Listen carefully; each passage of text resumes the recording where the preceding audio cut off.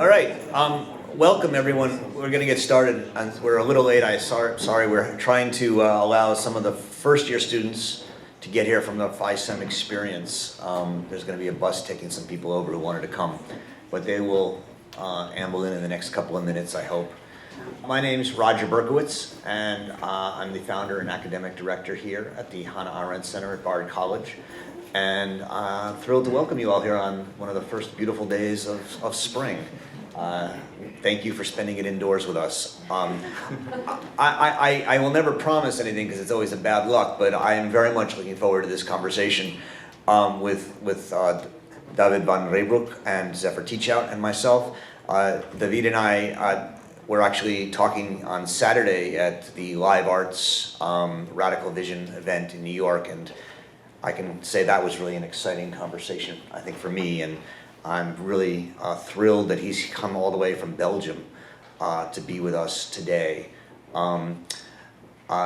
This is a book, this is his book, the English edition, UK edition. This American edition, which you see here in yellow, just came out Tuesday, so 6 days ago. You can all run to Amazon and get your copies. It's a book that I was introduced to by a Bard student about a year ago. Jonas Kunz, is he here? He's late, he's coming. Who wanted to write his senior project on the ideas in this book. And I said to him, you can't do it with me because I have no idea what you're talking about. He kept saying something about sortition, and I said, I don't even know what sortition is.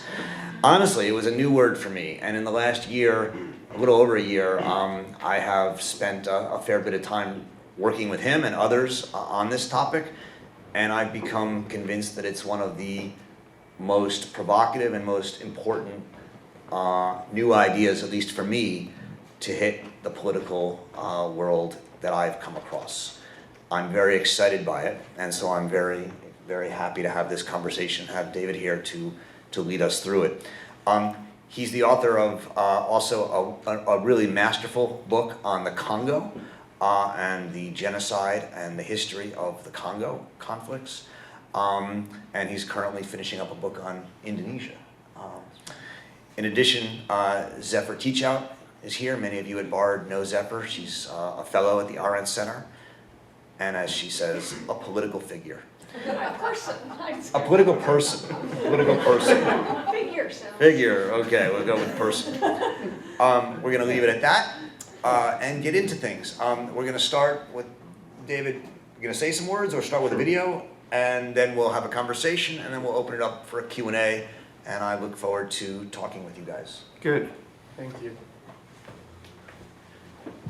Good afternoon, everybody, and Roger, thank you for this introduction and especially for the invitation. It's absolutely fantastic to be here, and I'm sorry to deprive you of some UV rays, but you'll get more of it in the coming weeks, apparently. Zephyr, it's a great honor to be with you, and I'm looking forward to all the points where we agree and disagree. So, good.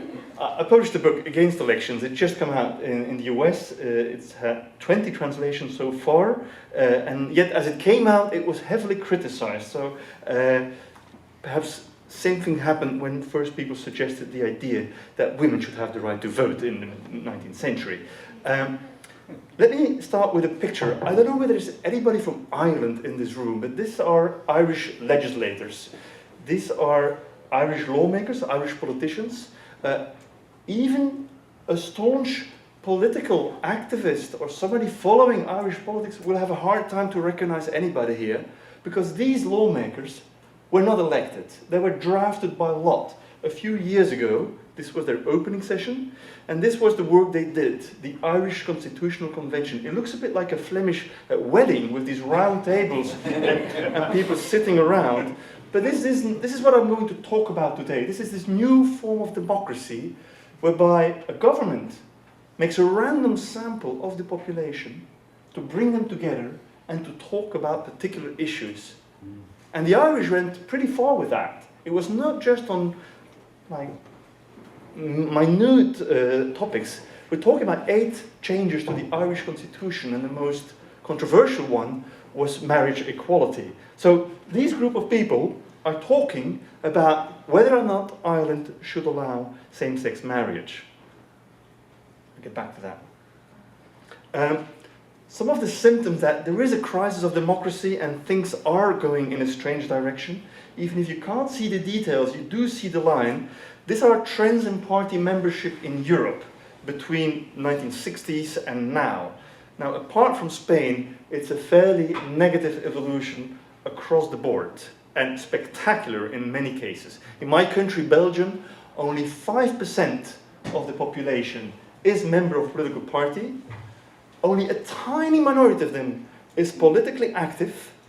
Only a tiny minority of those politically active run for office, and only a tiny minority of these will actually hold office. And we call this representative democracy. This is voter turnout across the world, where you see also that not only less and less people are member of a political party, people who bother to go and vote have been diminishing worldwide. This is interesting. I love this graph. This comes from an international NGO called Transparency International, and they ask people across the world about their trust in public institutions. And you can see them below. It has politics, which is the image I will show. It has the law, it has media, it has religion, it has education, it has science, medicine, etc. Now here are incredible figures, and it turned out that in most Western established democracies, the public institution that is least trusted of all is the political party. Even in Norway, one can say one of the most solid, one of the most established democracies in Europe, 41% of Norwegians believe that political parties are corrupt or extremely corrupt. Ladies and gentlemen, in Norway. If you go further, Australia, 58%, quite good. Canada, 62, you're still not there. 65 in Germany, considered to be the most established democracy in Western Europe. UK, 66%. These figures predate Brexit, I should stress. They come from 2013. France, 73% of French people believe political parties are corrupt or extremely corrupt. Here you are, 76% in the US. Brazil is doing worse, 81%. Spain, 83%. 86% in India. 90% in Greece. What does it say about the health of democracy if the key players today are seen as the least trustworthy institution in public life? This is where we are now. And you see a reaction that many people say, like, well, democracy is not working anymore, it cannot deliver. There's a resurge of longing for authoritarianism. Even in Denmark, I gave a talk in Denmark, and a professor of environmental studies told me, well, many of my students are so frustrated about democracy's difficulty to deliver on climate challenges that they start to defend benign authoritarianism in Denmark. Now, when we talk about advanced democracies, we seem to think that a proper democracy is a model of governance that mostly relies upon elections. And we seem to believe that if you hold elections, you automatically get a democracy. And we call that advanced. Roger just told, I wrote a book about Congo, about 10 years ago, when there was wide talk about how Congo should democratize. It was basically that it had to hold elections. I spoke to diplomats who had been negotiating in Kinshasa at the end of the Civil War on getting democracy to Congo. It basically came down to you organize elections the way we do, and next day you'll wake up in a sort of Denmark, in a sort of Scandinavia. It's a strange thing. So there's a form of neocolonialism there. We export the electoral model as the sole recipe for doing democracy, and we export it like an IKEA piece of furniture, right? If it's badly assembled, it's the fault of the person back home. It's not the fault of IKEA. So there's something strange. We seem to believe that there's only one way of doing democracy, is the one we have invented. And we seem to forget that the procedure that has been invented in America and in Europe has also given rise to figures who were all but democratic. Today, by the way, elections are greatly favored by authoritarian rulers. So, when we talk about advanced democracy, we're talking about a bizarre ritual that's more than 2 centuries old. Try to imagine if you were asked to devise procedures to make democracy happen today, would your best idea be that you would ask people to register and to queue on a Sunday morning? In Belgium, we vote on Sunday morning. Somewhere in the penumbra of a voting booth where you're not allowed to speak and you only can come back 4 or 5 years later to say whether somebody has done his job or not. That's how we do it now. It's quite primitive. It's quite arcane. It seems as if we are running democracy on a form of MS-DOS.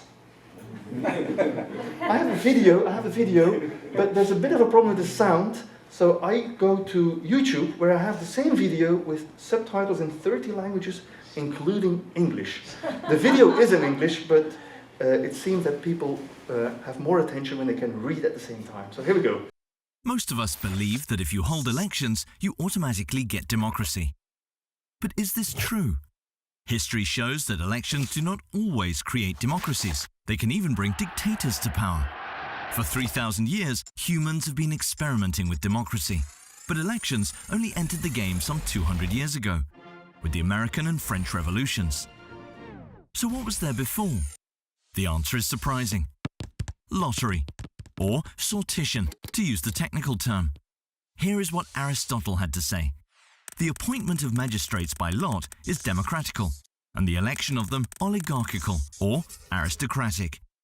Of the 7,000 public functions in ancient Athens, only 100 were elected. All the rest were assigned by lot. Even if only free adult men could be drafted, the range of tasks given to them was impressive. The system was based on 3 principles.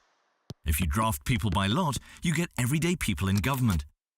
If you give them time and information, they find solutions that work. And if you do it often, more and more people get involved. This system worked. It increased public trust, it diminished corruption, and it fostered long-term thinking. Sortition was continued in many Renaissance states, ensuring centuries of peace and prosperity. Rousseau and Montesquieu, the great philosophers of the 18th century, agreed with Aristotle. Drafting people by lot was democratic, electing them was aristocratic. Yet why then were elections favoured right after the revolution? The answer is shocking, because those who took power in America and France were against democracy. They feared the rule of the mob. Elections were not introduced to make democracy possible, but to stop democracy. Only very few people could vote, even less could run for office. Elections had to create a new elite, a natural aristocracy as Thomas Jefferson called it.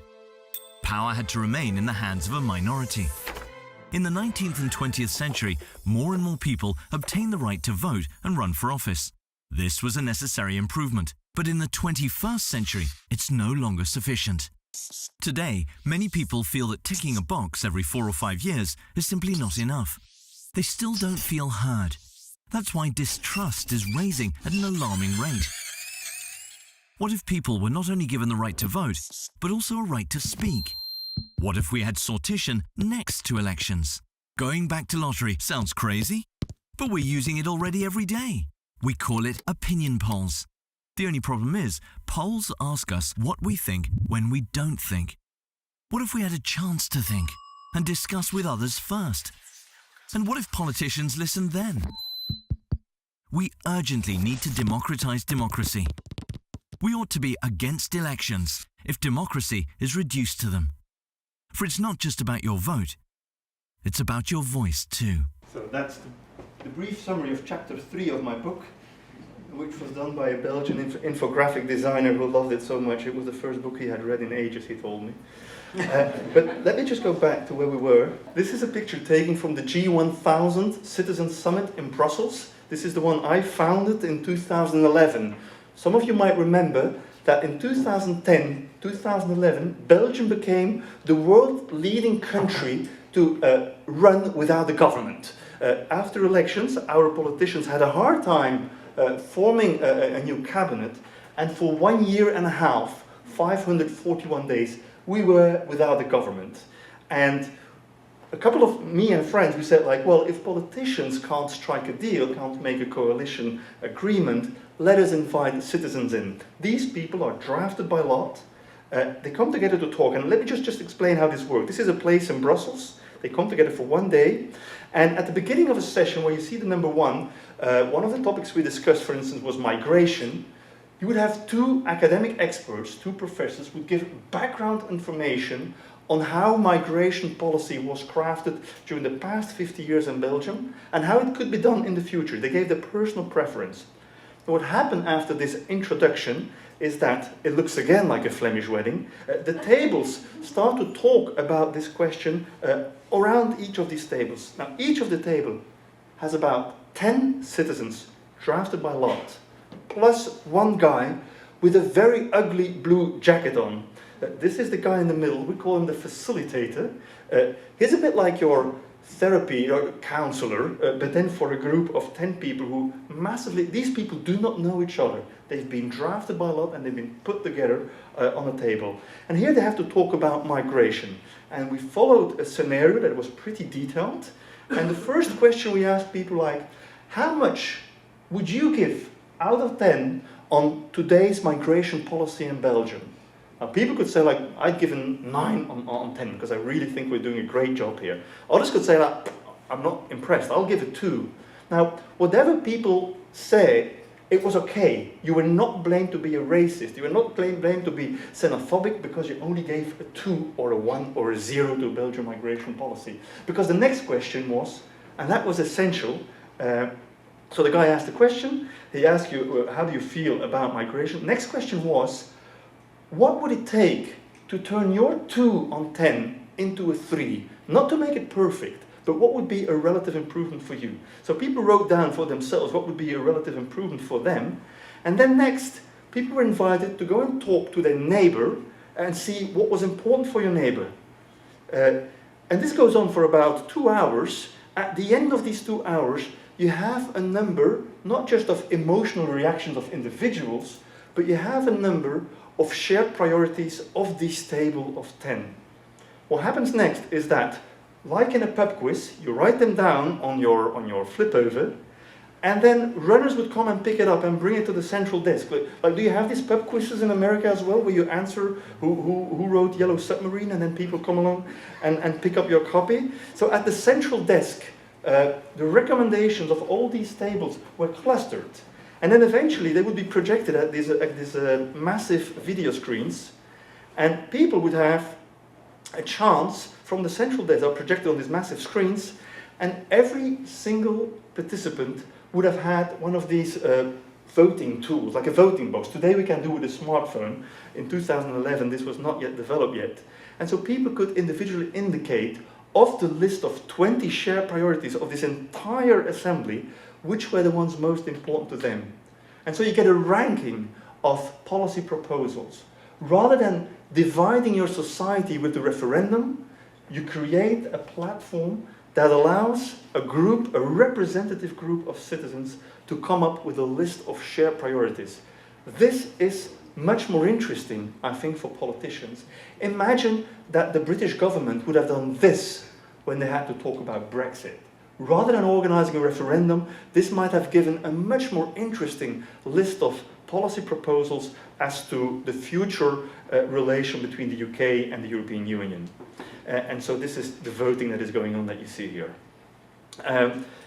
Just to conclude, Kofi Annan, who wrote the preface against the election for the US edition, said this in September in Athens at the New York Times Democracy Forum. He was asking for democracies that are more inclusive, that have bold and innovative reforms to bring the young, the poor, and minorities. And he said an interesting idea would go back to the Greek practice of selecting parliaments by lot. And it would prevent the formation of self-serving and self-perpetuating political classes disconnected from their electorates. This idea, 7 years ago, was considered a crazy idea. But if today, people like Kofi Annan, who have been at the helm of the United Nations, who have been incredibly active and who are still active today to promote democracy worldwide, I think we should take his advice seriously. This was my very brief introduction.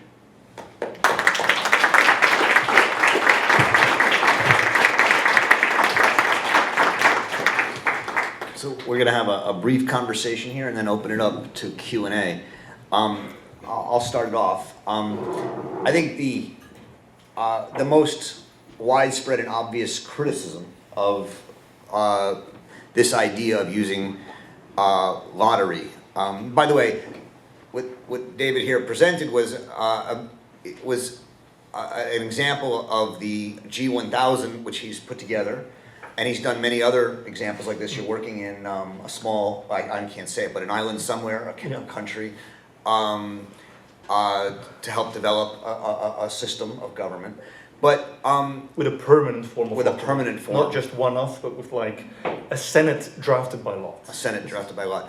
In the book, he actually calls for a hybrid system where we would keep parts of our constitutional system where we have elected legislatures and presidents, but in a sense subsidize that or complement it with kinds of citizen bodies chosen by lot.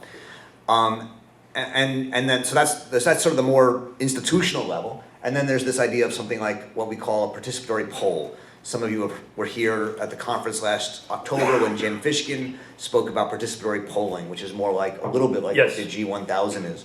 But the biggest criticism of this, of both sides of this, is do we really want the people involved? I mean, don't we need elites to govern and cut out the sort of dangerous and uneducated and unwashed opinions? So why are you not afraid of bringing everyday people into politics? Because the context in which people operate shapes behavior. And I don't think that the voting booth takes the best out of people. I know it because I know it from my proper experience. I am a much more civilized person in a train with a 3-hour delay than I am in a traffic jam with a 30-minute delay. Now, the voting booth is a bit like a car in a traffic jam. You're in public space, but it's secluded. You can shout as much as you want, and your neighbor will not know. But what makes it that in the train, even if I have a 3-hour delay, I start sharing my bottle of water with the single mom opposite me? The reason is that, well, it's a different context. And I care I care differently.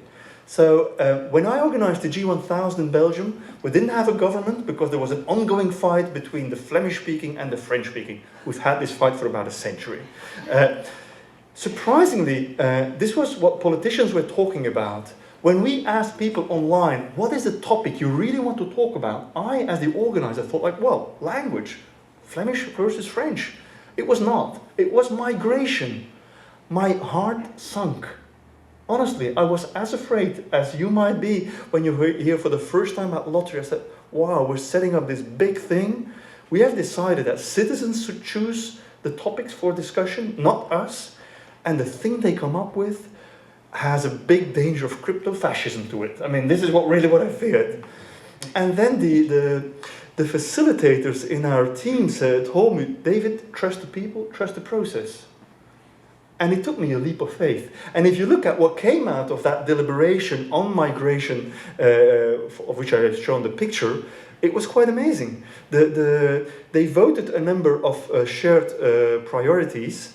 The first one was integration is important, which is a more of a right-wing slogan. Second one was make sure that migrants are much better accompanied on the labor market, which is a very left-wing proposal. And then make sure that procedures for refugee are clear, transparent and fast, and put much more money into development aid.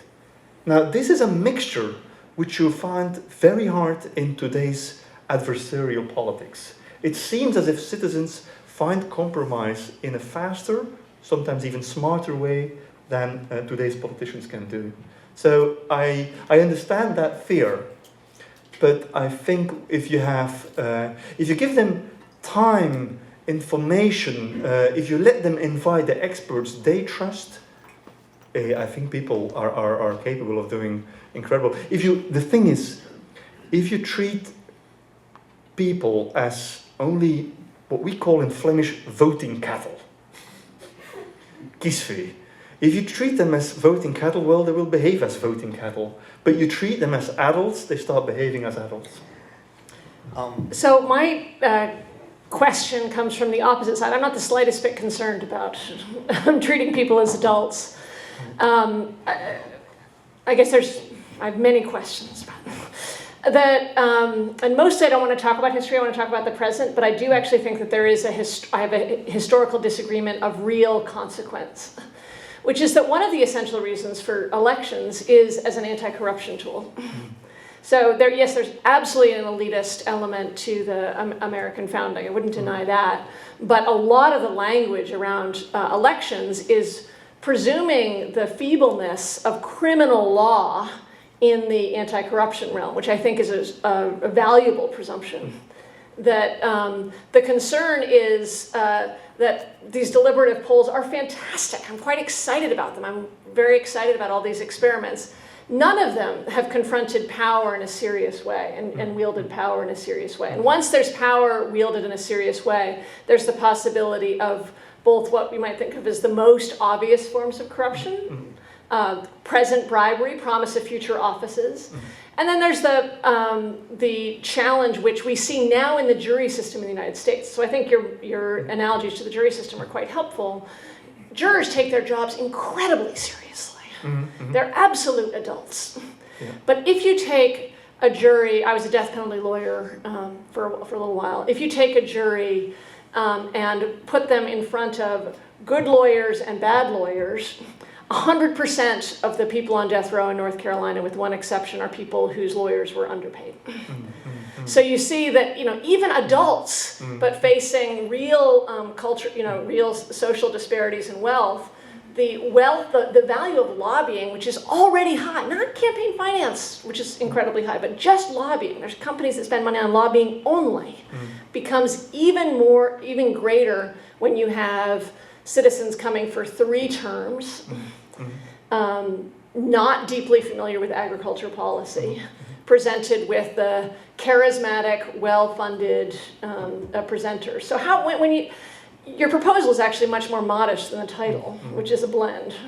But if you actually imagine a society governed by lot, what kinds of anti-corruption principles do you imagine? But then do you think it can get worse? Yes, actually. I think that one of the things that you and I agree on is there's a dangerous kind of triumphant Western progressivism that treats society as inevitably getting better. And yes, I think it can get a lot worse. I'm not pessimist, but the potential for suffering is extraordinary. Yeah. But I think we're not here to devise a perfect democracy. No. We're trying to devise procedures that make it better. And it seems to me that the current model is very much open to corruption. We're not disagreeing about that. Okay, good. Okay, right. I'm just saying that if you're serious about this, how do you think about corruption questions? The thing is, you cannot exclude the work of lobbyists, so invite them. This is what we did after the G1000. We had a G32, which was on labor, and we had 3 weekends together with 32 Belgian citizens drafted by lot. And first weekend we talked about the issue, we learned about the issue, and people decided what sort of information do we need to answer this particular question. And if that is the information we need, what sort of experts do we want to invite? I thought it was really interesting. At the G1000, the academics who came and talked about migration were invited by us, me and my team. At the G32, it was citizens themselves inviting people, and they invited lobbyists, people who work for unions, people who work for particular businesses, people who have corporate interest, and it's fine. But you recognize there are sectors of society that have no lobbyists. Well, citizens. No, but beyond that, the saying in Washington is if you don't have a seat at the table, you're on the menu. Right. And there are not 2 sides. There are 1,000 sides, and there are substantial sectors that have no lobbyists, not 5. Sure. Yeah. They were not only inviting lobbyists; they were also inviting academics, scholars, They were inviting politicians, they were inviting people whose opinion they trusted on that matter. And so in that sense, I don't see that much of a danger. It's true that most corporate lobbies are for corporate businesses, of course. So there are sectors of society which are not covered by lobbyists, but that are covered by other experts. I think it is possible for... This is what a normal parliament would do today as well. If they have to make a decision, the Belgian parliament these weeks has to decide whether our F-16, how do you call them, jets, will have to be replaced or not. And they've invited American aviation experts. They've invited military experts. So this is what people do. You invite the experts that help you take a decision. And citizens would do the same thing, but for lobbyists, they would have a much harder time influencing an assembly drafted by lot than an assembly that has been elected for the next 4 years. And the reason is quite simple. I mean, if you're a lobbyist and you see who's going to be in Congress for the next 4 years, for the next 2 years, you know who's the person you're going to have lunch with for the next time, for the next couple of years. This is not the case with an assembly whose composition is changing over time. So it's much harder for a lobbyist to get a foot in the door than it is in the current model. Yeah, we talked about this a couple days ago as well. I mean, lobbyists can influence legislatures by giving them money for re-election. We know this. Yeah. But citizens who maybe need a new car, or often need a new vacation, or just want a new job, are often influenceable. So I mean, this goes back to Zephyr's question. You still have corruption issues, yeah. And how does have you begun to think about how that works? Oh, I think there will be, wherever there is power, people will try to influence it. We cannot have a sort of idea of humans' innate good-nurtured tendencies. I mean, there are there, but there will always be people trying to influence the decision-making process. I can imagine that the moment you start working with lottery, in ancient Greece, when a young man became 18, he had to make a public oath. There have been interesting documentation about the sort of oaths that were pronounced. I can imagine that this would happen with citizens drafted by lot. In a very different context, I once had to be a controller at Belgian elections. So you're one of the people sitting behind the table, and citizens come in and they give their identity card and get their ballot. I had to take an oath as well to make sure that I was not going to disclose people's voting. Sometimes I had to go with people who are illiterate. I had to go into the voting booth with them and vote on their behalf. So I had to take an oath to make sure. Could I corrupt it? Yes. But oath-taking is not meaningless, as we know from American justice as well. So, as you know, voting was public until the 1890s in most places, yeah. And only became private Yeah. because of concerns of corruption. Yeah. And so one of the stories that you told that struck me is nobody was worried about how you voted on migrants. Again, that's something, and this is less about corruption, more about shame and your public roles. Yeah. It's very different to have an experiment and to have the exercise of real power. Yeah. And so if you imagine these citizens' votes being public, there's all kinds of avenues of influence and shame that can come to bear. So again, the voting, when the people at the G1000 voted with their individual voting tools, it was quite private. It was like voting in Parliament without people seeing what you voted for. But there's a very interesting discussion that is completely forgotten, I think, by John Stuart Mill in the mid-19th century on the secret vote. Yeah. He was against it. It was first started in Tasmania, it then went to Australia, it then went to England, and then it went to Belgium. These were the countries who were pioneering the secret vote. And John Stuart Mill, the leading philosopher in the UK in the 19th century, said, I can see why we defend the secret vote, because obviously it will liberate people to vote. He said the tenant will be free from his landlord, and the laborer will be free from his boss at the factory, etc. So that's the benefit. But what we lose is much more important. Rather than civic discussion about the future of society, rather than rational debate, there's a big danger that people in the voting booth will start voting with their guts. He didn't use the word guts, but it was mostly what it came down to. And I think what the G1000 did was public discussion followed by a moment of secret vote. And this is also what has happened in Ireland, which I think I started with the images of Ireland. It was quite interesting to see how they dealt with the controversial issue of marriage equality in Ireland. People had ample time to familiarize themselves with the topic. People were also invited to come and talk. Both Catholic bishops came along and LGBT activists, and people came and told stories, and a lot of citizens sent in information. And then there were 100 participants, and then they had to vote at the end. And I think 80% of them voted in favor of changing the Irish constitution, making an amendment. I think that is important. It is voting after you've had the chance to document yourself and after you've had the chance for public, rational debate on the topic. This is a sort of combination with what John Stuart Mill was pleading for. Thinking with your brains, exchanging with your arguments, and then you go to voting that is more than voting with your gut. It's basically voting with your brain. Yeah. I really love the fact that David had not read Arendt on democracy before he wrote this book, and she's not cited in the book. And yet and even though she never was in favor of, or even, I think, heard of or thought about lottery, this idea of getting smaller groups of people together and talking about and deliberating. One of Jonas Kunz, who was here, I think you saw him walked in, asked Jim Fishkin when he was here last year, what's the most important part of a deliberative poll? Is it the information of the experts, or is it the deliberation? And Jim Fishkin said the deliberation. That part of in public coming together on a train, as you said, or around a round table and talking to each other actually makes people better thinkers. Yeah. I think that's really what's so fascinating. Okay, I want to open it up soon, but one last question before we open it up. Can I get one more? Oh, you can get one more too. Yes, of course. You give a proposal in your book, in general, and yet you also have a proposal for the United States.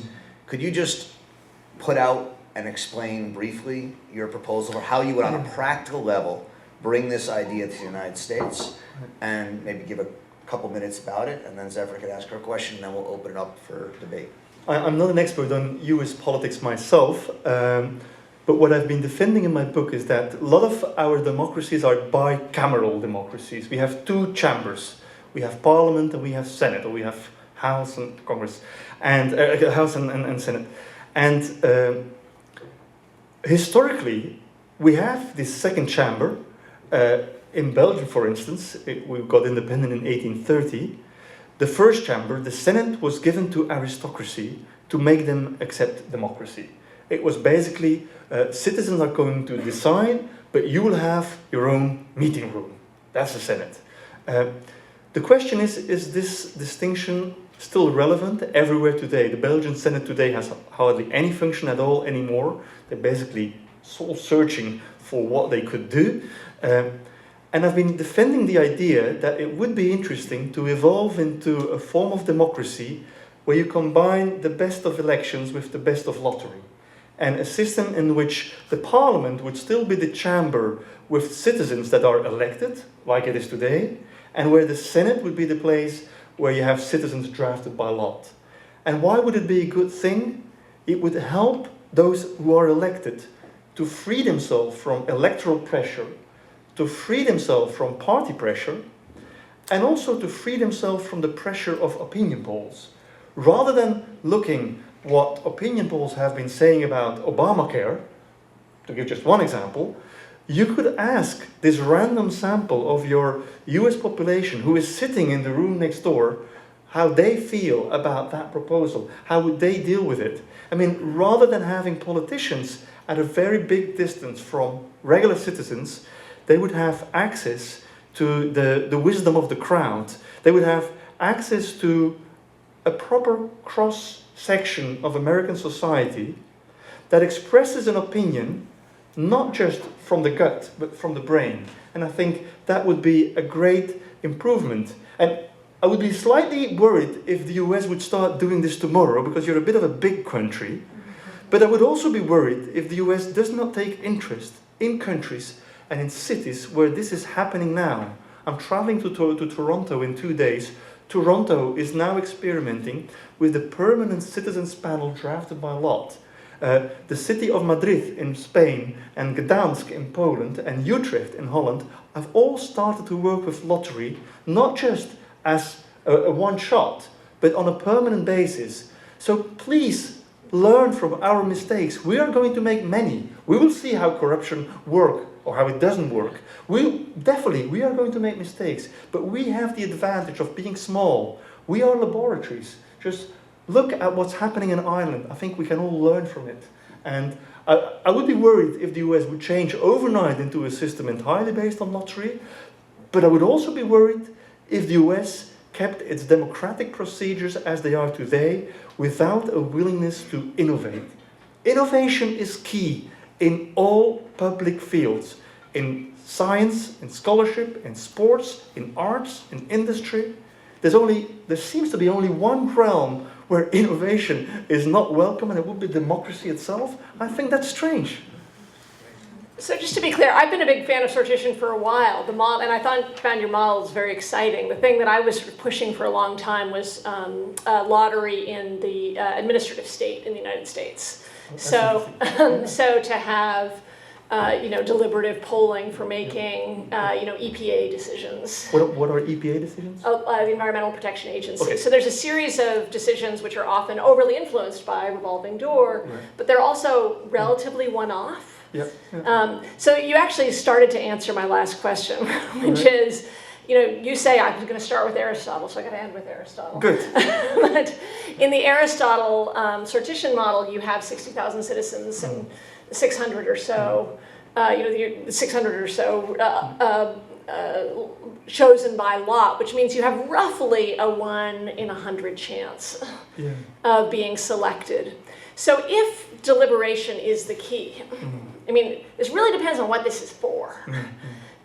If you think the practice of deliberation is essential and one of the values in a 350 million person society, the kinds of scales you're talking about would cut out necessarily the overwhelming majority of people. And one of the things, I was a big fan of geriocracy when I was in college, like just random old people voting. So seriously, like a lottery of old people. But the idea was that at least you'd have the imagination that later you would have power. If you sort of live in a society where you you think it's very unlikely that you are going to have power, it actually changes your conversations on the train. And absolutely. Yeah, so isn't like, and all the examples you use, you note are small state. That's right. Don't you have a two-part solution, which is break up the EU, break up the US, and have lottery? No, I don't think it's needed. I don't think so, because what you've seen in the Irish example, 100 people were drafted by law to talk about marriage equality, but thousands of people could send in information that was taken seriously. So that's already one thing. And in my book, I develop a model which actually comes from a US scholar, Terry Borisius, where he is combining, it's getting a little bit more technical, but where he is combining large-scale implication of citizens and small-scale people drafted by law. So it would be much more people participating in the decision-making process than just a few hundred that happen to be drafted by law. It's a fairly ingenious system that would allow for a much larger participation. Today in the US, how much chance do you have throughout your lifetime to be drafted by law for jury duty? Very high. Very high. Yeah. So what's the problem? You count on it. You count on it. Yes. How many people here have been drafted by law to sit on a jury? Wow. Yeah. Is that because you have enough criminals? Perhaps enough prosecutors. Are you registered to vote? Right. Yeah. So why would that be different for the legislative process? Because the numbers you're talking about, if you actually map them out, would not lead to the same numbers. I don't get it. The numbers that you propose in your book Right. Would lead to, I didn't do the math, Right. but it's not 1 in 1, which it basically is for Right. jury unless you're trying to Right. avoid it. It's 1 in thousands. Right. It's not 1 in 100. It would be interesting to work it out. I think it's absolutely essential, whatever procedure for democracy you devise, there has to be a fair chance that sooner or later people will be involved. There's different kind of juries in the United States. There's local county juries. There's state juries, and then there's federal juries. The chance, I've never been on a federal jury. I imagine most of you haven't been on has anyone been on a federal jury? Okay, like a lot smaller. So I think part of what goes to Zephyr's question is, even with this, the chance of being in a federal sortition system would be quite small. That's it. But the idea that you'd participate in a state or a county or a local sortition system would be quite big. Hard. And so there'd be different levels of it, and I think it would be I think you'd have to think of it that way. I don't know if that helps. And the last just quick point is there's a dynamic interaction between politics and media demand.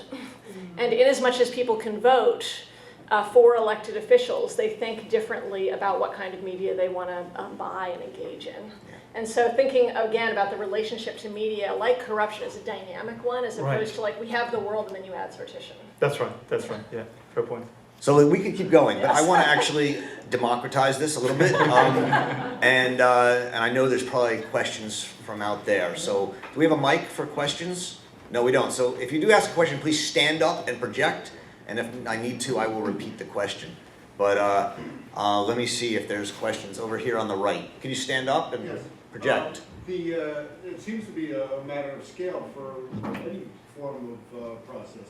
So at a local level, you can be very effective. If there's thousands of dollars on the line, corruption is going to be relatively small. When there's $1 billion on the line, it's a little bit more. When there's a few billion on the line, you're going to get corruption. It's almost guaranteed. So it seems the best thing to do is keep everything as small as possible rather than change the process. Interesting question. If you would have told Aristotle in the 5th century BC that 25 centuries on, his model, or the model he was living in, the Athenian democracy model, was going to be used in a country that had 1.2 billion inhabitants, that is India, he would have frowned. He would have found that rather spectacular.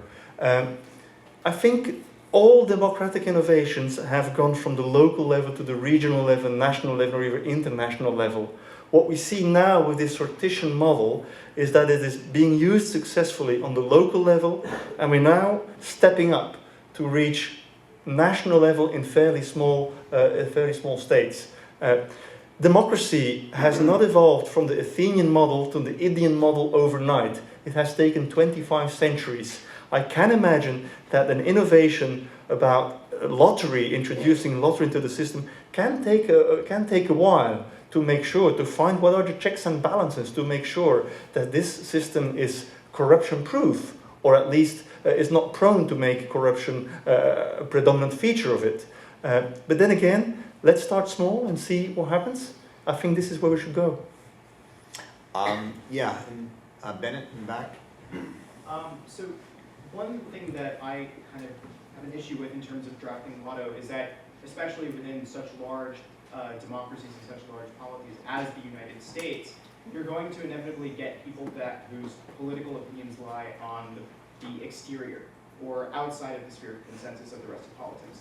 And so the chances that they're actually going to be able to make an impact as you go higher and higher up becomes less and less, because you're going to be picked out of a random pool of citizens, and if you're having a non-traditional viewpoint on a certain issue, it's less and less likely that you show up. Right. So is there a way to perhaps counterbalance this within the system that you propose?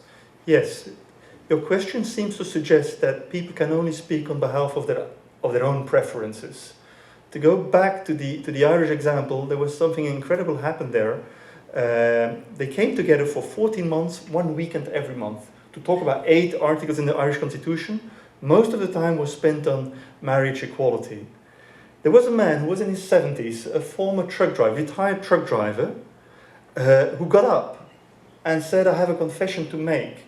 As a child, as a young boy, I've been raped by a man. And ever since, for me, gay people are criminals." And yet, thanks to this process, thanks to what we've been going through here, thanks to the testimonies I've been hearing and to the people I've been talking to, I've come to understand and even develop empathy for viewpoints that are very, very different from the ideas I typically hold. And therefore, I think we should make marriage equality possible in Ireland. this shows that people can change their opinion and change their preferences, even if it's not in their own interest. So thanks to this procedure. James Fishkin, who came to talk here, has built his entire academic career on doing research how people's opinion change before, during, and after these lottery processes. And one of his classical case studies, I describe it in the book, is it's a long time ago, it was in Texas. He asked people through an opinion poll, would you be willing to pay more for clean energy? And it wasn't a big majority that said yes. And then he said, like, okay, now we know what people think when they don't think. Let me bring them together for a weekend, 300 Texans. Let them talk to experts. Let them really document, get informed. And then he asked them, would you now, at the end of that weekend, would you now be willing to pay more for clean energy? And the figure rose from 50% to 80%. 1 year later, he polled them again, the same people who hadn't seen each other in the meantime. They were still willing, and still 80% was willing to support that. So it shows that people do not come there as robots with a certain set of preferences for which they are going to vote. They come there as citizens, very much in the line of Hannah Arendt's view about citizens coming together to talk about. And they can even start defending positions which they never had thought of before, and positions they would not likely to be defended. But they might be convinced during the process that this is something valuable.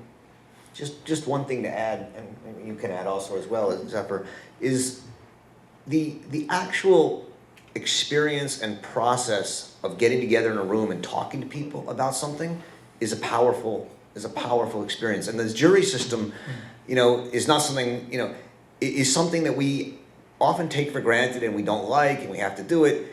But Tocqueville, right, to go back to one of those thinkers of American democracy, said that the key to the American democratic system was the jury system. Mm-hmm. And it was because he said, in the jury system is when everyday people are put in a position of having to talk to each other and come up with and think about, on a moral level, what to do. And the other institution that he thought was the other great incubator of American democracy was the town hall and the local government. And again, the reason was, it's so easy for me to say, I'm a liberal, I want to hire more teachers, or me to say, I'm a conservative, I want to hire more policemen. But when you're in a town and you have to decide whether you're going to spend the money on a teacher, a policeman, or put more back in your pockets, you have to make these decisions. And when you actually have to get together with each other and figure out what you're going to do with the amount of money you're going to have, it moderates in some ways and makes you take more seriously your opinions. That's, I think, what you mean by unthinking polls and deliberative polls. Well, it's an incredible democratic school for everyone who has ever participated in any of these. Okay, yes, here. I find this fascinating. Thank you very much. But it seems to me that the problem is how to do it. I mean, you don't have the technology to do this. I mean, because somebody has to run the lotteries. They say, why do you have to trust somebody? You need something that is decentralized, autonomous, secure. How do you do that? I mean, perhaps the technology that is behind Bitcoin, even though you stick to cryptography and modern technology, will be able to implement some of these things. Now, the diversity of the United States is totally different. I mean, when you show these pictures of 200 people, totally homogeneous talking, you open the gates and it's impossible to do this. Also, who puts the questions, who decides the system? Yes. We don't have to have elections every 4 years. We can have everybody, but what you call the democratic system is doing this. All the companies, Facebook, everybody. You can actually get the data from what do people want continuously in order to implement new things. This is possible, but the technology is not here yet. Perhaps in the near future. Thank you. So the question is, how do you do it? What's the technological needs? Yeah. What are the nitty-gritty, I think? I'm greatly in favor of doing this offline. And it's true that we have social media. Not quite sure these days how social they are. But on Facebook you can discuss on topics, but it's very hard to come to a compromise and a conclusion. Doodle is perhaps much better at finding a compromise, but then on a fairly silly topic is when are we going to meet?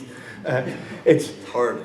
But imagine a mixture of Doodle and Facebook to come up with something more substantial. It can work, but what you would still be missing in this model, in this strictly digital model, is the fact of sitting together face to face with people. I think that is quite essential. I do believe that new technology can really help improve democracy, but I would not do away with the incredible benefits of citizens simply sitting together in all their diversity, in all their difference of opinions. I think this is when democracy is at its best. I think the offline part is really important, and the technology for that is fairly simple. I understood your question to be slightly different, but maybe I'm wrong. Is by technology, I understood you say, like, technology isn't online versus offline. It's Right. the mechanisms by which one builds trusted systems where there is such a thing as a possible neutral. You have to trust the system. Yeah. But if you have a technology that you don't Right. need trust, Right. because it's decentralized and it's certified by mathematics, that you cannot fool around with it. So who is selected? I took your question to be the selection process Selection. being organized. Right. Also, Yeah. the dynamics of government. Right. How do you say we're going from here to here? How do you Right. do it? That's, Well- that's the problem. But I want to just add to what I see as one of your questions. I'm by no means a sort of profound pessimist. I just think that we should go cheerfully facing the real obstacles.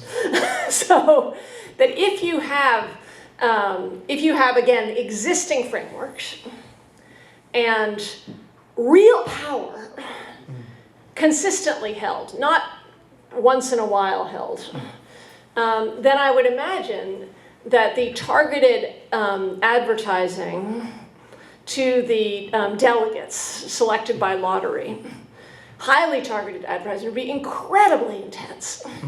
And that one of the capacities of micro-targeting in technology, there's incredible capacities in technology and incredible dangers in it.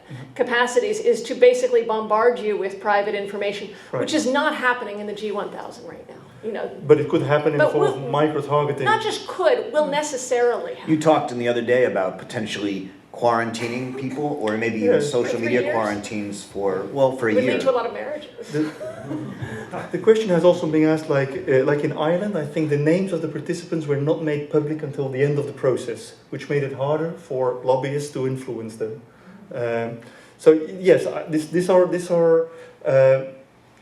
are questions that need to be dealt with, but they do not take away, I think, the difficulty that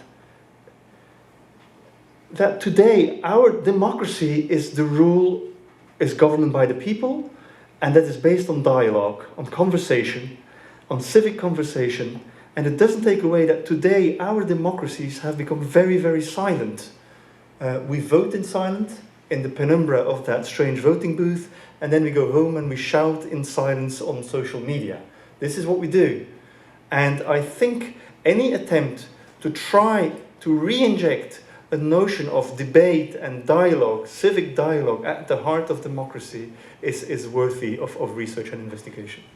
Try and get some students' questions. Yes, right up here. Can you stand up and project? I understood his question to be how exactly are you getting the names, and how Okay. exactly are they getting chosen? Is Good. there algorithm behind that? Yeah. So how are the people chosen for the lottery? Right. The city of Utrecht, which is the 4th biggest city in the Netherlands, they organize every now and then, they organize a sort of civic lottery, like the ones I've been showing, and they take the register of those who have the right to vote, right? Those who want you call it the voting register here, how you call it? You register to vote, yeah. You register to vote. The roles. The rolls. The rolls, right. And they, it's the computer, pick at random a number of names, and they over-recruit. I think if they need 150 citizens, they would recruit 600 addresses. These people would get a letter on official letterhead from the town council, signed by the mayor, and it asked them whether they would be willing to come and talk about any particular issue, like renewable energy, Syrian refugees arriving in Holland, or whatsoever. Because the mayor and his team have said, we are interested in getting the opinion of our citizens, not just on the day of election, but also in between. And so this is what they do. And then people can answer if they are willing to come and step forward. And what you basically do, there are different methods, but what you often do then is from those who have answered, try to balance a representative sample, try to see whether the gender balance is right, try to see whether the age pyramid is respected, etc. When we organized the G1000, we did a random sample on 4 criteria. It was gender, age, language, of course, in Belgium, and province, where people came from. But then we saw that there was an underrepresentation of migrant communities and people with low education. And we had a peculiarity that of the 1,000 spaces we had, 900 were drafted by lot, and then 100 were used for communities that are difficult to reach through. We did it with telephone calls. So we kept 100 places for people who were difficult to mobilize through that selection process. What was key for us was to make sure that we had maximal diversity into that room. Yeah, the second All one. hands go. Yeah. Thank you for coming. My question, I think, is, I think you actually just touched on it a little bit, but specifically in reference to the process of drafting. Yeah. Do you believe in drafting as equal representation of the actual breakdown of the population, or in the sense of equitableness in representing specific social groups which may be already underrepresented? Yeah. When you talk about sampling, you basically have two types of sampling. You have random sampling and you have stratified sampling. Random sampling is that if this is your box with all the names and addresses of your inhabitants, you take out 100 and that's it. You don't check anything. This is perhaps, it's a great sample. The problem is, of these 100, a lot of them will say, like, I'm not interested. There is a difference with, I mean, you can do this with if you toss a coin or if you throw a dice. The number 6 on your dice will not be able to say yes or no, I want to be on top. You see, so with citizens, sometimes it's better to use stratified sampling, where you decide beforehand a number of strata, the relevant groups that you consider important for the discussion at hand. And I think gender balance would be a very important one, age balance would be I mean, society can decide on what sort of criteriums are important. When we organized the G1000, we thought it was important not to have a strict random sample, but to have a stratified sample, to make sure to get that diversity. And when you imagine government working this way, do you imagine the decider of the sampling questions to be an elected person? Yeah, Or very good question. Or yeah. Every 3 years it rotates? Yeah, it's a very good question. The model I defend in the book consists of actually, it's 4 assemblies. It's the model of Terry Borisius. With the first council is an agenda council drafted by lot. It only sets the agenda. Then it goes to interest panels who give policy proposals. Then it goes to review panels who put the policy proposals together. And then it goes to policy juries. So it's like a 4, he calls it multi-body sortition. But maybe I missed it, but who is the decider within those of these sampling questions? Who would you choose? Yeah. How or who? Oh, how would you choose who? Yeah, I think I would rely on the principle we know with jury duties. Belgium and France are like the US. We have Who is the Board of Elections? Well, yeah, that's a very good one. Well, who does it? Who does it in the US when it comes to jury duty? Who drafts you for jury duty? Political parties are represented in the Board of Elections. Yeah. There are Republican commissioners Right. and there are Democratic commissioners, and they look at each other all day very closely. Right. And is this also the case for jury duty? No, who drafts you? No. The voter rolls are used to determine Yeah. Yeah. who... It's not stratified, it's just a jury duty. Yeah, it's a jury duty. It's a, And so who pulls the name out of the voter rolls? The computer does. Does anyone know? There's never the computer does. There's Yeah. always a person Right. we're operating an Who is algorithm. it now? town And it clerk. actually differs depending on the system, but they are staffers who work for elected people. Right. Okay. Yeah, and right there. Well, first of all, thank you for coming here. Pleasure. My question would not really be why should we do this or how should we do this, but the aftermath. If we get such a system, Yeah. what does it look like? Yeah. Because, well, innovations are good, but unfortunately and historically, innovations on political systems, especially democracy and elections, are dangerous and highly inclined to revolutions. Yeah. Your hybrid system that's proposed really reminds me of the Estates General right before the French Revolution, which, as Edmund Burke points out, that when you have two groups, political factions, so disconnected and politics so polarized, that eventually dismobilize the political system, Right. and it leads to political stalemate. From which the frustration generated from political stalemate further leads to revolution. And although we like the idea, are we ready to fully embrace the idea? And Athens are city-states. Ireland and Belgium are rather less populated. Yes. Would such a plan be expedient for America today? Right. And if not, when will it be? Right. Right. Yeah. And because- what will we do Yeah. about Brazil and India, which is so largely populated, even maybe China in the future? How do we do this? And well, do we necessarily want President Trump beheaded? Thank you. Very good question. It's again the question about scaling up.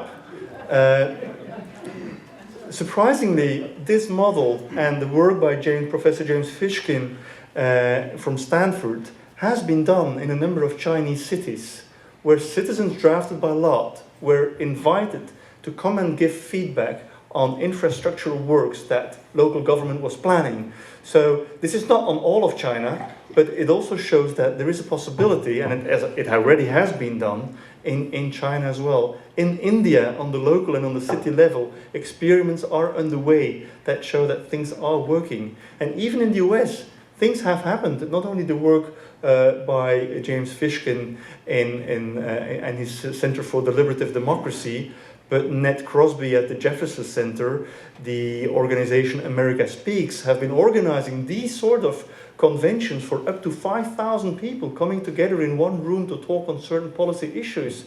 So things in the US have already happened. I don't know of many examples of this happening on the federal level in the US. It might be a little bit too early for that, but things are happening on the local and I think even on the district level. Do you want to address the destabilizing question? I mean, anytime you open up a real fundamental question, there's a chance for instability. I think that's part of the question. Yeah, I think that's a very good part. That's a very interesting part of the question. Is there a danger that we will make democracy even more fragile if we try to improve it?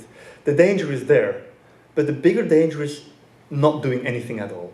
For me, that is quite clear. If we do not change the system we have now, we might see the end of democracy in the very near future. I mean, I'm very clear about this. And it's hard to improve a system. I mean, it's hard to repair a car with which you are driving, but it's much harder to repair a car after you've crashed with it. And I'm deeply worried. I'm deeply worried about where democracy is going these days. And what I see in societies that are very divided, that are very adversarial, where opinion is very binary, the organization of these sort of town hall meetings, the organization of citizens coming together, can have an incredible impact on participants and even their families and relatives who hear about it, in terms of stepping out of the line of fire, in terms of giving up the idea that the other people on the other side who votes for another party is an idiot and cannot have anything valuable to say. So this is a procedure that might help to take some of the tension away in the present political model. Right here. A couple of things. One is I'm very interested in the use of the word power, which sort of floats around untethered. I've recently looked at its etymology and it's related to ability. So I think if you stop thinking about power as this kind of strange, amorphous idea or force field and tie it down to people's ability, then I think you begin to break down some of the anguish that we're in. But my real Interesting. question, which is related, is what you just touched on actually, which is that one of the major tensions in American politics has always been the states' rights and federal government. And as you've been speaking, I can imagine things that you're describing happening at the local level, quite easily actually. When I was in a small town and I could see this taking hold. And I could even see it taking hold maybe even up to Albany, up into the state level. Yeah. But the conflict or conflictual, irresolute space between what happens in the federal government, even though this so-called Congress that's representing the people. It turns out they're not representing the people that they're going to tell and so forth. I don't understand how it would percolate or what the mechanism for that would be. Did people hear that question or not? And the federal government is where the abstract power. Yeah, that's right. Yeah. Could people hear it? Yeah. Okay. Go ahead. I think my role today here is not to devise a perfect model for the future of American democracy. I feel I'm a little bit grilled because I don't know all the details about American democracy. My purpose, the reason why I'm here and the reason why I invited this invitation, why I accepted this invitation, is that there are procedures to improve democracy and they are poorly known publicly. I mean, academically, a lot of research has been done in the past 20 years, but very little of that has infiltrated public debate. And if my book tries to do one thing, is trying to show that a different democracy is possible. And if that opens a number of windows in a room that might feel a little bit claustrophobic these days, I think my mission has been accomplished. How American democracy should look like in the future seems to me a thing that Americans should decide upon. And I'm interested to hear. I mean, I also come from a federal country, which is much smaller, but there too we see that these new forms of deliberation are easier to realize at the state level than at the federal level. So I recognize that difficulty. And I see in Germany, they start experimenting. The experimenting does not go on the federal level. Although I have to say, last week I got an invitation from the German federal president to come and talk about this. So there is an interest, perhaps a minor curiosity, but at least it is there. But I sympathize with that difficulty. Yeah, just from an Arendtian point of view, quickly, for Arendt, power comes from working together, people acting together. And one of the things that she found most compelling about the United States federal structure was that there were multiple different power sources wherever people acted together. Yeah. And one of the things we've seen that happen is as power has metastasized up to the top, we've seen a hollowing out of much of that power structure. Yep. And what you're talking about would allow lots of new power structures to emerge. Who knows where that would go? Yep. I know you've had your hand up for a while. And now I could barely articulate my question, but I saw that rudimentary flow chart that you developed, and I'm sure there's a lot more to it. And I kind of want to know, how did you develop that? And what are the theoretical underpinnings or more data-driven analysis of how you developed the system that you're proposing? Was it the thing with the red bullets, the procedure we used for deliberating? Yes, the sort of secondary to that question is that there is a lot of information now about how opinions are influenced by the way the question is stated, by the environment in which it's stated in, the Kahneman book about fast and slow thinking. And I'm wondering how you address those issues of subliminal manipulations or fast brain, slow brain preferences, or liberal or conservative preferences, and so on. Yeah, I didn't read that book, so should I? Thank you. I'll go home after this trip with a suitcase full of books, apparently. The research, there's been a lot of academic research done over the past 20, 25 years, first in Germany and later predominantly in Texas and California by James Fishkin, and then Ned Crosby at the Zephyr Center. So there's been a lot of research done on how people deliberate, and the models that have been researched is many of them, but the model where you start from allowing people to differ emotionally from each other at the beginning seems to be an important one. Let people speak their mind first. Let people really say that they feel unhappy about this, even if their neighbor is very happy with Belgian migration policy or whatsoever. That has been very important.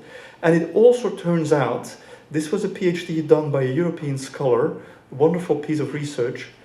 It turns out that if a table of 10 needs to find a 2/3 majority or full majority on an issue, the quality of deliberation goes up. If they only need to have a simple majority, like for example, how are we going to improve migration policy in Belgium? You have 10 people on your table and you say you can discuss and at the end we'll vote, and if the one who has more than 50% will win. The quality of deliberation goes up alongside with the demand for a bigger majority, because then they really have to listen, they really have to make sure to create a bigger, so that sort of research is being done, and it's interesting. People are put in experimental settings. You have like 10 people around the table, their discussions are filmed and are later analyzed, and it's quite interesting to see the research that is happening. So there's a lot of academic research going on there. On your second question, I cannot answer because I didn't read that book. I'm really sorry for that. The topic is, I mean, it's known in advertising, it's known in political polling. I mean, the general topic about influencing opinions or influencing outcomes. Yeah. And, you know, And is it like some people think faster and other people think slower? And how do you... It's about how the brain works. How the brain works. It's true for any discussion or any debate. Yeah. You know, the corollary that I'm also thinking of here is that in America, I dated Ronald Reagan's presidency, we have a strong trend of anti-intellectualism. Yeah. And I can just see this idea being presented to the American public, and they'd be like, what, a bunch of academics sat down and designed this, you know, so that I have to collaborate with, you know, this guy that I hate. That, you know, it doesn't fly. Right. And how do they feel about jury duty? Do they feel the same about jury duty? I think they like Those dynamics are there. Oh, yeah, interesting, yeah. Again, this is not a model to make a perfect democracy and to make everybody happy. It is just trying to devise a model that would allow to include more voices, well, Kofi Annan said it, to include voices that are today completely underrepresented or even completely absent from the democratic sphere. Okay, we got a couple minutes left. Yes, Mark. Hi. First, just a really quick comment. I think actually, considering that this is a model that really puts hands in the power of the people, and considering that many individuals on the far right and even the right and conservative right, all kinds of right, have been always saying that we are the forgotten people, I would imagine that this is actually a system that individuals on the right would actually be really big for, because they could actually say I have a chance of participating in government and draining the swamp on my own accord, right? Like being able to do that. So I think there's actually some hope there. But for your perspective, what I wanted to ask is, what are drawbacks? What do you see as drawbacks to the model? I haven't read the book, so I just want to know, not like what everybody's been telling you, what do you see as drawbacks? Just generally speaking, not you know, specifically to the United States, but just as that. I think drawbacks, I don't like electoral fundamentalists, people who think that democracy should be only about elections. I don't like lottery fundamentalists either. So I'm quite willing to point out what seem to be drawbacks. Recruitment is difficult. And not as much, there was a lot of questions like how do you get the names from the poll rolls? That's the easy part. The hard part is to convince people to come. That is difficult. Once they are there in the room, most of them, as you just said about jury duty, they behave in an exemplary fashion. People are wonderful once you put them together on one of these round tables. But getting people, one of the persons in my G1000 team did his PhD on those who did not come. This is the first research on participatory democracy on non-participants. And so he went to interview people who said like, oh, it's nothing for me. And so it turns out there's a whole deal of people who think like that they don't have anything valuable to contribute. I think they're wrong, but how do you convince them of that? That to me is a really difficult one. Now, it sounds strange, but an incentive might be important. Paying people to come might really increase your diversity of your sample. And in my book, I give a number of examples of projects that have taken place where, like in Holland, about 10 years ago, there was a similar process where people would get up to 400 euros, which is $500, $600 for a weekend. And that increased the diversity of the sample. It took an obstacle away for a number of people. Will you ever get a perfect 100% microcosmos of your population at large? No. The moment one person says, I don't want to come, your diversity is already challenged somehow. The only thing is, today, in any parliament across the world, there's an incredible overrepresentation of people with academic degrees. Most of them have law degrees, and I learned that in the US, many of them are millionaires. It can get worse than that. You know, it's about making a relative improvement. I'm greatly influenced by the work of Karl Popper, who said, like, don't try to create utopia. Try to improve what is not going well these days. So that is perhaps an answer to your question. Do you have a question? Yes. So I was very intrigued by the model that you presented, and people sitting at a table and then discussing on a one-on-one. And I would love to have 2 hours to know what you would kind of come up with as a model for the United States. But since we don't have 2 hours, I'm going to ask you a question about how you would implement what, because I can see there's a clear interest, and I think there are clear ideas that would gladly maybe take over. How do you think this could work in your context? And yeah. So I think great. My 2008 election law exam was mandatory deliberative polling prior to a vote. Would you have a First Amendment right not to be there? So I think the deepest disagreement that you keep hearing, and I'm not totally committed to it, is I'm not sure this can happen without also changing the structures of power itself, which goes to the question over here, that I don't think the experience of power, of people being involved on a local level, actually stands in for the actual exercise of, or the sort of, I don't think engagement stands in for power, basically. So, and I actually think devolving power is absolutely essential at this moment. So it's not that I don't think this isn't an important question, it's just that I don't think without devolving power you get to root questions of like serious deliberation. Given our existing power structure, the stuff that I've been interested in is deliberative polling, and this kind of work for constitutional conventions, so things that are one-off. The federal agencies. So right now, federal agencies tend to get captured by corporations, but you can allow for decisions about whether this or that chemical should be classified as X or Y, and then also on the local level. Well, seeing the enthusiasm here, I sense an upcoming seminar on how you could make sortition work for the US. I mean, it would be. I belong. A year ago, we created. We're gonna have to teach that. Okay, that'll be fun.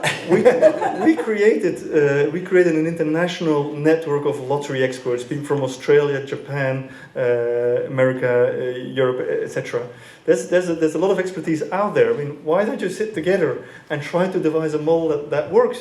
And why don't you tap into the expertise of people who are there? It would be fun. Okay, Harold. Yeah, first to your concern about corruption, I just want to let you know that my grandfather, may rest in peace, never voted for the incumbent, and that was his answer to winning corruption, because they couldn't be there long enough to be corrupt. What you explained was very interesting to me because it seems very similar to World Cafe. Yes. Which is a movement. I come from Woodstock, a town that's called the Petri dish of contention. And we often had situations where we couldn't resolve things, and we used World Cafe. And I can tell you, the people that showed up, obviously not everyone in the town showed up, but the people that showed up were the people who were adamant in one side or the other. And as that process went on, we did drawings, we did, all of that, and then you moved from table to table and discussed what the previous table had left behind. By the end of it, we came to a consensus that everybody could agree to. As you answer that, could you explain to those who don't know what World Cafe is? Harold, do you want to do it? Well, yeah, I mean, World Cafe is basically very similar to what he showed you, except that there doesn't have to be a legal, this is what we're going to do. So people come around the table, they all have their point of view. There's a process you go through of writing it down. You leave that on the table, and then that table moves to the next table, where other people have written something, and you discuss that. By the time you go all the way around all of these tables, people really just, because for us, there were people who were never heard. And they came to this and they were heard. And that really changed the character of the conversation, including their ability to be inarticulate. You know, so they were supported in however, they didn't need to be really articulated, really well educated, they just need to be able to express it. Thanks. Do you want to respond or take another? No, I think it's a great example from practice to show how it works. Stuart? The power of the debate is very high, and to change minds constantly. How do you prevent the coming back in 6 months and changing it all over again every 6 months? We have systems in place now that prevent that, but how does the lottery system deal with that? I don't know, but I do remember that parts of Obamacare and the Paris Climate Agreement were repealed. So in the present system, there is a possibility for rolling back decisions that have been taken by a previous administration. Every 6 months. That's right. And so you would like to see in an American model a guarantee that make sure that decisions taken are respected for a certain number of months or a certain number of years? Yeah, interesting, yeah. How do you solidify decisions? Yeah. Well, just within that, I actually have to admit ignorance about the Belgian model, but we obviously have a constitution here, which is amended on a different level than laws. Yep. Would you imagine this being within the constitution, or was the constitution subject to a lottery? To lottery in some way? Well, the Irish, clearly, the Irish use lottery to change the constitution. They've changed now several articles of their constitution thanks to this, and in a few weeks' time, they had a similar process on abortion. Abortion is not only illegal in Ireland, it's unconstitutional. The Irish constitution was drafted by the Archbishop of Dublin in the 1920s, and so in a few months' time, there will be a referendum based on the outcome of what the lottery has said. The lottery has decided that it should remain in the constitution, but its conditions should change. So it's a real compromise there, and there will be a referendum on that in Ireland. So there you see how the constitution is changed thanks to using random samples of citizens. You want to add to that? Nope. Okay. There's so many great We're gonna have questions one. I have, yeah. We're running. We got 2 more. Let's take these 2 questions together, and then we'll end. I live in a local cooperative community where we function by consensus for the last 25 years, so this really appeals to me. But we have a situation in the United States, as I see it, where the very wealthy own the means of communication. They own the internet, they own the news media, they own everything. They control what people hear, and consequently what people believe. How do you deal, on a local level possible, on anything other than a local level, how do you deal with that short of revolution? We're going to take one more question and then we'll answer both. Is that all right? Yes, sure, fine. Yeah. I write them down. So my question comes from a drawback I see with the system when it comes to how long will it take for everybody to come to a consensus. For instance, would there be certain hot topics that would be off limit to these citizens that are participating in the polls? Like, for example, some hot topics are gun control and concept of pro-choice. So I'm just imagining that it'd take more than 1 weekend for people to come to a consensus. How would you go about this drawback of it taking too long for people to come to a consensus and actually contributing to change? Yeah, okay. It's true. The media are in the hands of the wealthy, and we've just seen over the last couple of weeks how Cambridge Analytica and Facebook had a tremendous impact on electoral outcomes in many countries, and most notably this country. The question is, under similar circumstances, would Facebook have had the same impact if people were not only invited to vote, but were invited to come together and deliberate after they have spent their hours on Facebook? I think that the impact of Facebook is bigger in a system that is strictly electoral than in a system that also allows for the exchange of information between people who see each other offline and who are forced to get informed. I think what it basically is, key to democracy, and I think Hannah Arendt and Jürgen Habermas, about whom I was talking earlier today during lunch, the key to democracy is a healthy public sphere. And if that public sphere is colonized by the rich and wealthy and the capital, and if what is being said within that public sphere has been tremendously manipulated, like it was the case with Cambridge Analytica, your democracy is going to suffer from it.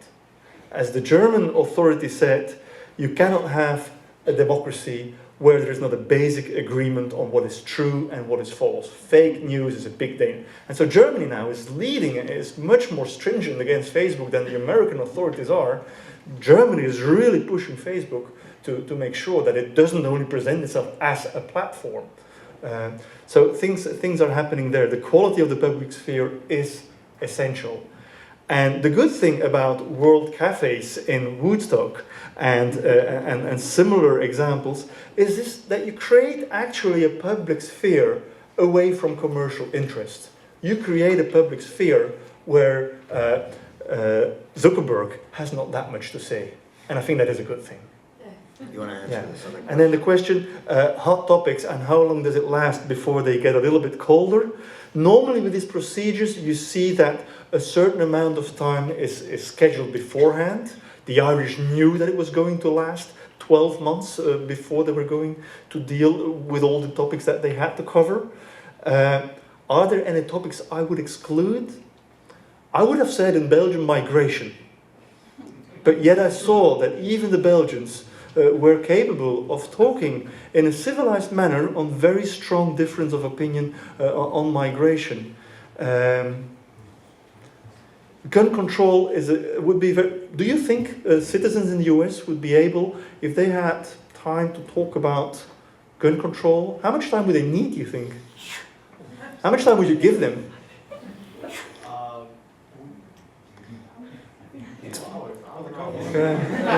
2 hours would not be enough. Right. Yeah. Would you allow weapons in the... That's a good one. There's one more very important, excuse me, this is an example I have to give. A very controversial issue happened in South Australia, where it's mostly desert, there's not a lot of economic assets, and the government said, like, we found something that could give us lots and lots of money. We could become the world's storage place for nuclear waste.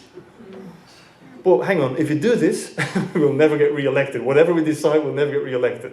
And if we do it through a referendum, man, the community will be divided for years to come. And so they said, like, well, let's bring together a random sample of South Australians. They brought together 300 people, and they had 3 weekends. And afterwards, from the organizers, I heard that was perhaps not enough. But in the second weekend and in the first weekend, they discovered they were working through the topic. They decided who were the experts they were going to invite, and in the third weekend there were heated debates, and they decided that despite the lack of economic assets, becoming the world global nuclear dump was perhaps not the best idea for South Australia.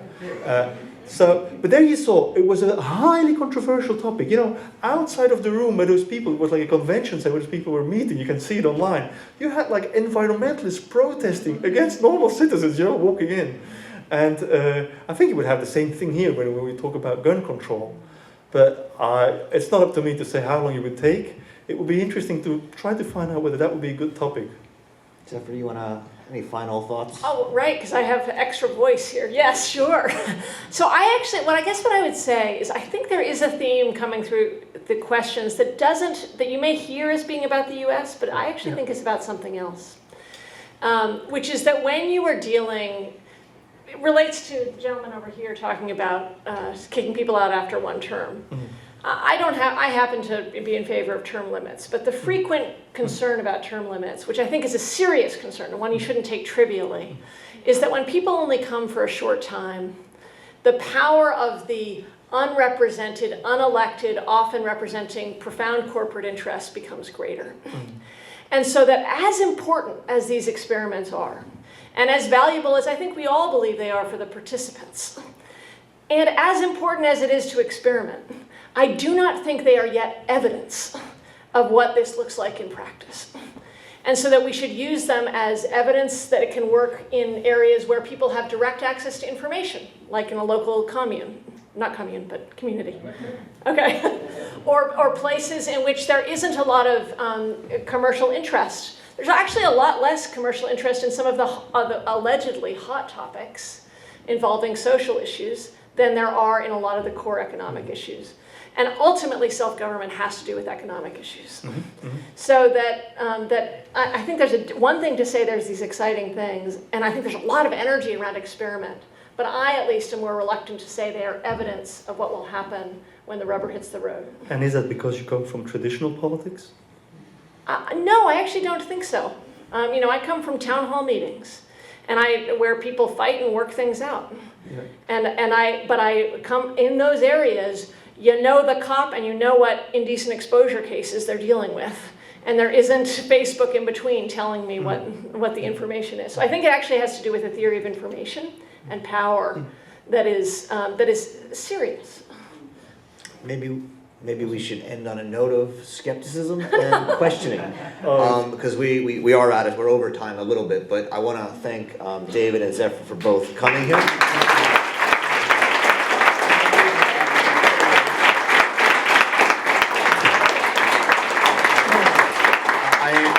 I encourage you to check out the book, and I'm sure he can answer a couple questions. We have to go out for dinner soon, but thank you all for coming, and enjoy the rest of your beautiful week.